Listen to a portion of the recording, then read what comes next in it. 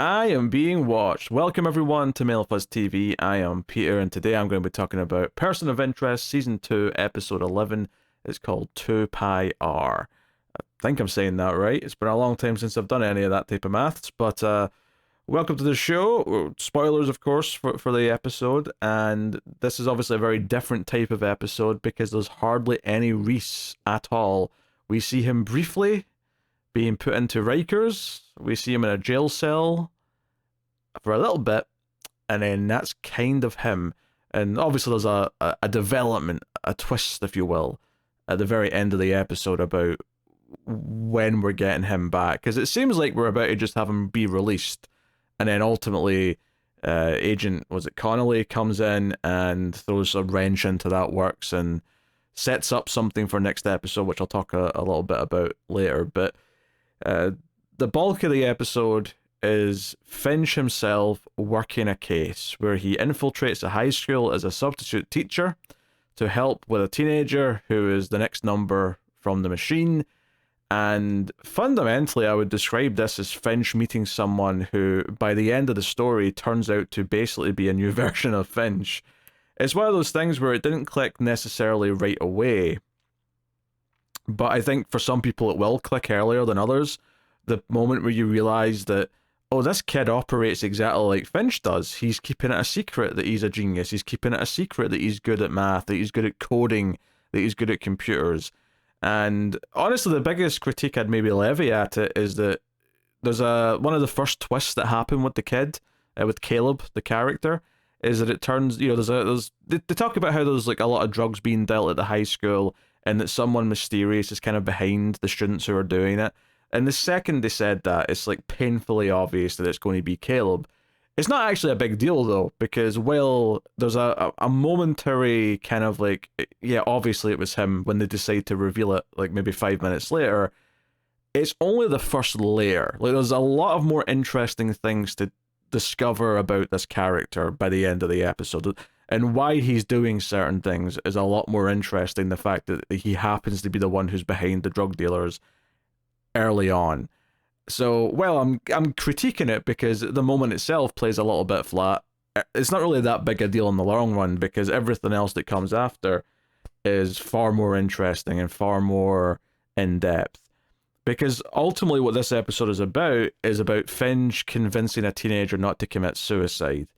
And when you phrase it like that, you suddenly sort of see like the weight of the episode, right? Like it's funny because they spend so long concealing that fact that that's not what it's about, and it's one of those things where you kind of realize what he's probably going to do just after or as Finch has figured it out.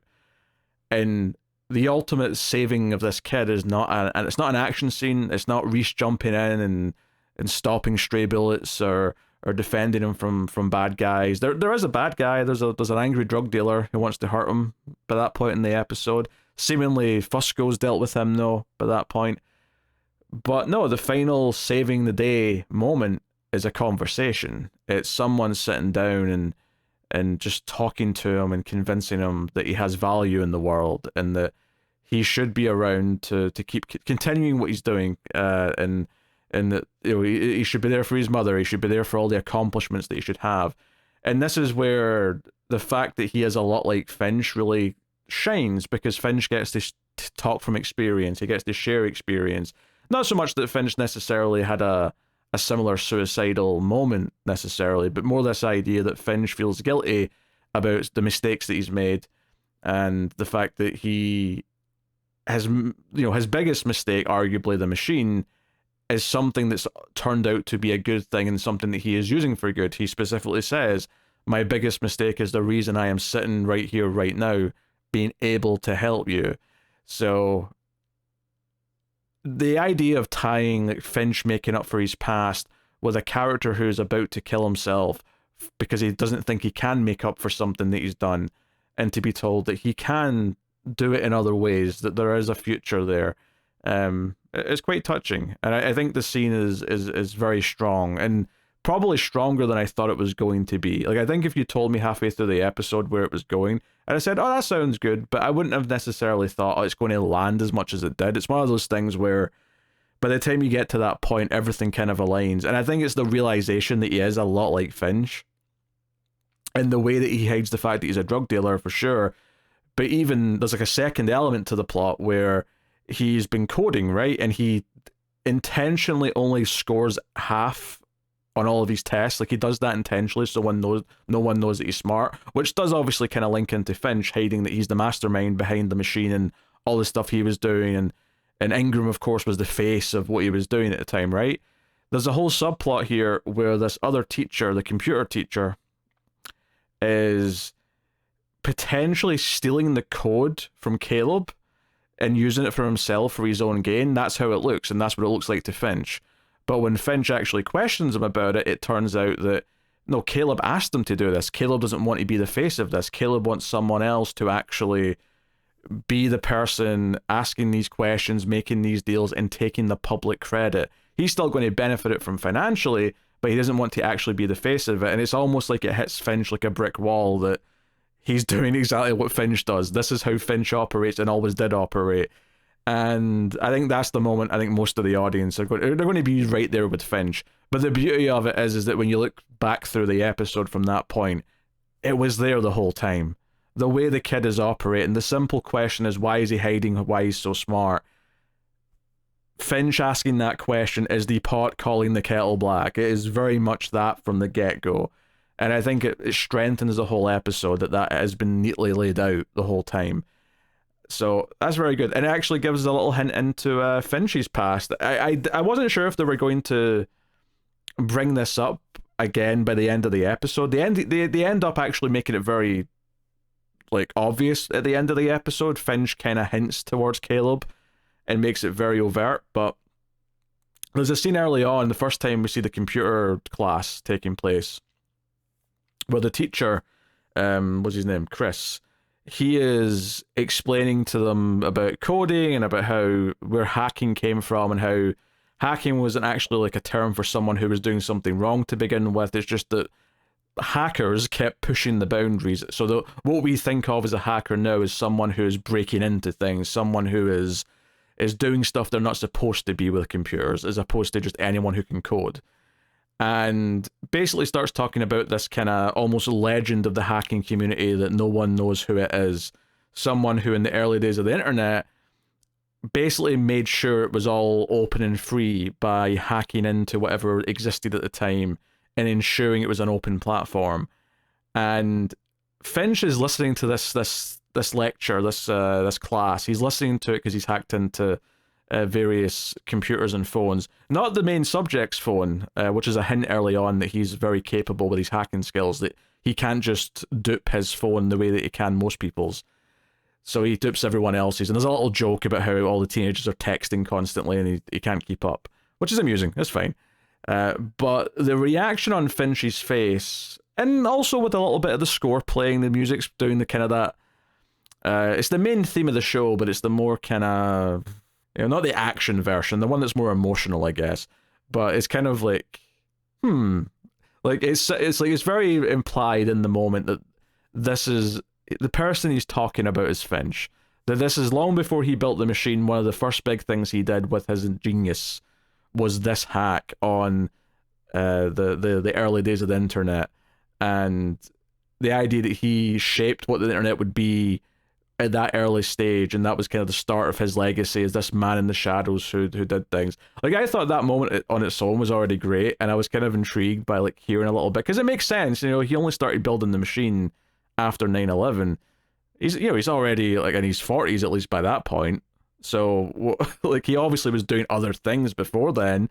So that was kind of a sweet little moment, but they do make it more overt by the end. He lets slip a detail that no one actually knows about who did this, because he mentions it was a homemade computer, and Caleb's like, "But how did you know it was a homemade computer? I've never heard that detail before." And he's like, "Oh, I must have heard it somewhere." So yeah, so it makes it very overt and clear by the end. Okay, this was Finch who did this. He is this legend of the hacking world, and it makes sense. It links in with everything else we know about Finch. So I thought that was really cool. I actually also really, really liked, just almost as a standalone scene, but obviously it fed into the whole plot of the episode, But just on its own, sometimes you get these little scenes that act as perfect little things by themselves. And it's the scene where Finch is in the class and he basically starts trying to explain why math is important and what they can do with it. And he draws a circle and he starts explaining pi, but he does it in a way that I have never heard pi be explained before. He mentions that the numbers never repeat. So therefore, every combination of numbers, after the decimal place, of course, because, you know, pi, like, I know pi is 3.14. I couldn't tell you a single number after that, but that's how it starts. That's what you typically use when you're doing calculations. You used to do 3.14. It's close enough to perfect, right? He starts talking about how every number that exists is therefore in pi eventually, right? If you keep going, every number that's ever been will be there, meaning every phone number you've ever encountered, every password, every number lock, every number possible is in there. And if you translate them to letters, it also means every word ever spoken's in there. And talks about the infinity of it all, and, you know, you can do anything with that. That's what you can do with it. And it's a really good little speech that it really stuck out as being a nice, again, and an episode full of, it's almost very interesting to analyze it this way, actually, because I'm realizing as I say this that because we don't have Reese stepping in and doing more, you know, I commented that the ending wasn't an action scene, that the final thing that saved him was a conversation. It was Finch talking to him and relating to him. But it's kind of true of the whole episode, is that instead of Finch coming in and doing action scenes is what he's good at, right? It's Finch, he has several of these little speeches or conversations throughout the episode, and it's very much Finch always using his expertise and what he's good at to infiltrate and to save the day and to inspire the people in the scene, where, you know, very different from Reese. So if nothing else, I think one thing you can say about this episode is they absolutely nailed the idea that Finch can rely on his skills to solve a case. Now, obviously, he's lucky here that the case is a kid in high school and that it's specifically one with skills that relate to him, that he can relate to and understand and talk about. Obviously, so many of the cases on this show, if Finch was left to do on his own, he would be absolutely screwed for most of them, because most of them necessitate the type of person that Reese is. But I think the point of this episode, very largely, is to show him using his ways of doing things and how that it can succeed in just the same way. So, yeah, obviously Fusco gets a lot of legwork in this episode between investigating past stuff and following either the kid or other suspects that are potentially interesting. Obviously, the backstory here, which I've not really get into yet, is the motivation for the character Caleb, is that his brother was killed about 2 years ago on the subway. He was on the train track and got hit by the train, and there's some fuzzy details about whether or not someone pushed him or if he was just drunk and fell onto the train track. And that's something that kind of goes back and forth throughout the episode. Fusco eventually talks to the officer who was there at the crime scene, and it turns out that it was an accident. That part was true, but specifically it was Caleb and his brother daring each other to go into the tracks and see how long they could like run backwards and forwards before the train would come. And the brother, determined to not let his brother win, put himself at risk and died. And they were drinking and whatever else. So it's something that Caleb specifically feels guilty about. And it sounds like, the officer at the time chose to let that part like out of the report because ultimately it's still an accident. And frankly, like the mother of these two kids does not need to know this part because she might end up blaming him. It was very much a humane choice, and that's kind of what comes out. But that sort of like really seeds the motivation because we're ramping up to the final chunk of the episode that Caleb feels guilty, and everything he's doing to make money, it's more about leaving money for his mother, and he's building up to killing himself at the exact same age that his brother was when he died. It was actually really surreal because this number came up a few times, and it was like 17. I can't remember what the middle number was, but it looked like a date. It looked like a date to me. Now, admittedly, it only looked like a date to me because I'm not American, and Americans write the month first, but which is the by far the most stupid way you could write a date. I think it's Japan who do it the way that I think is the best way, which is year, month, date, and that means you can sort it alphabetically, and it always is consistent. But I'm from the UK, so day, month, years, what I'm used to seeing. So every time this number came up, it looked like a date in 2021, because the last number was 21. So every single time this number came up, I'm like, what's happening in 2021? Of course, because Americans write the month first, this doesn't actually track with that. But to me, it looked like a date. But what it turns out to be, it's like 17 years, something months, and 21 days, which was the exact age his brother was when he died. So, yeah, fair enough. But every time I saw it, it looked like a date. And again, I admit that this is not an issue for Americans watching this show, but it looked like a date to me. So it really got in the way. But yeah, then that gives the motivation for what's happening here. And I think it's true as well that both Reese and Finch, and other characters in the show even, but certainly those two, feel guilt over the death of someone, right? That's a big theme in this show that keeps coming back up in a lot of the character stories, and it's something that they definitely have, and it's something that further just makes this more relatable for Finch to intervene and actually talk about his experiences and talk about why he should still be around for, this idea that one day he'll be. I think one of the first lines that Fusco and Finch have early in the episode is that Fusco says, hey, this generation you're complaining about will be running the world in like 10 or 15 years, right? They'll be the ones in charge. That's maybe a bit quick, admittedly. I think Fusco's maybe being a little too quick with that. But yeah, eventually, yeah, that generation will be the ones that are in charge. And I think that's also this little hint of the idea that this kid, Caleb, one day might be the Finch. He might be the one doing something important like Finch is now. And that more than anything means that he should be around. So yeah, I think like that side of it I thought was a very, very smartly written episode. It was quite touching. Like I said, the only thing really was that as soon as they talked about a mystery person behind the drug dealings, I'm like, well, it's definitely the student. Or maybe the one teacher they introduced, which is funny because later on when they started implying that the teacher was up to something dodgy, I was like, oh, they're both into something dodgy. At one point I even thought, oh, maybe the teacher's the supplier to him or something.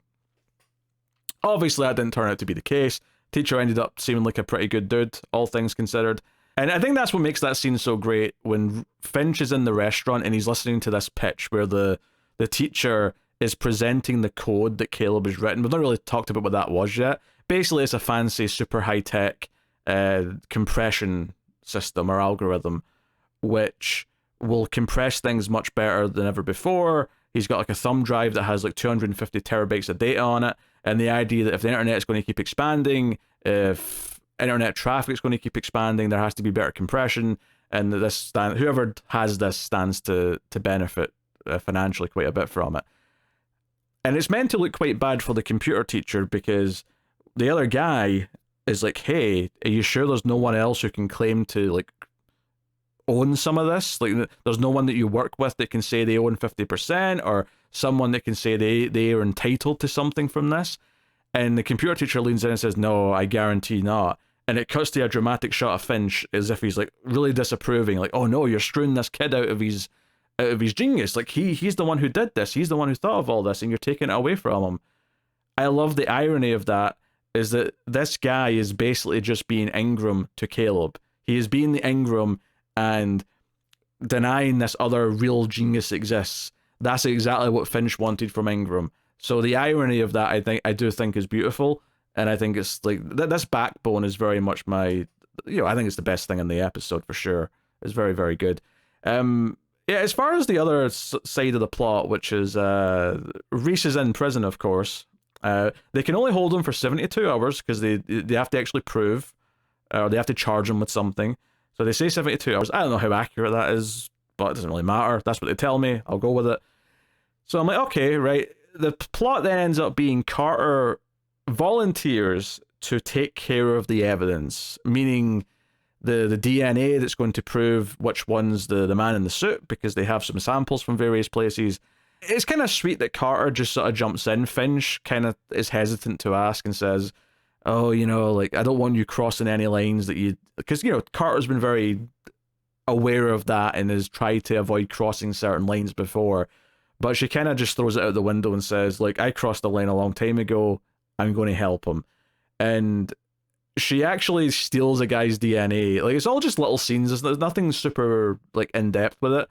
But she dresses up and goes to a club to seduce someone effectively, just so he'll pass out in the car and she can take some swabs of his saliva and stuff. Oh, the idea being to swap out the actual DNA in the, in the evidence lab or whatever it is. And because she goes for someone of a similar build, similar, race and all that kind of thing. So it's believable that it's this person's DNA. I mean, I don't know how much you can tell from all that, but I presume some of it anyway. Finch gives her a list of, like, he has to fall into these categories so that it's believable, and yeah, so and she does a little bit of espionage to go in and swap it out, which, if anything, if I have any critiques of this side of the plot, is just how easy that seemed to be. Like, she's wearing some black gloves, she unplugs the camera, she goes in and makes a little switcheroo. It's the sort of thing where it's not so much that I don't believe that she's capable or that Finch would be able to help her be capable. It's more just that because it's designated to just a very, very quick scene, the amount of time that it gets makes it feel really easy. Whereas if you got, like, a full scene of her, like, having to, like, sneak around people and make it feel like it's a challenge, like she almost gets caught a couple times, that would make it feel difficult, and like she's just narrowly got out with a, just the last second, like, just pulled it off kind of thing. But they don't do that because it's the subplot, and we've got other, admittedly, more important and more interesting things to be doing. So the byproduct of that is that it does just feel really, really easy. So I think if you want to critique that and say, they could have made it feel a little bit more difficult, I think that's fair. I think that's a fair statement to make.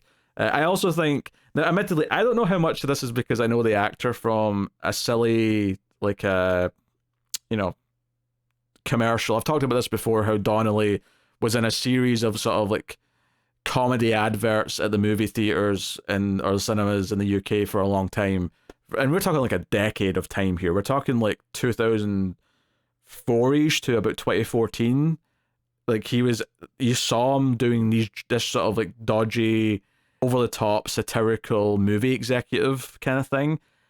So I do find it hard sometimes to take him seriously when he gets really serious and he's like, we're going to catch that man in the suit. This is our last chance. And you're the only one that can trust Carter. It is a little hard for me to take him seriously. And I don't know if that's just because he's overdoing it or if because I'm just so used to seeing him in this other more jokey role that I just can't take him completely seriously.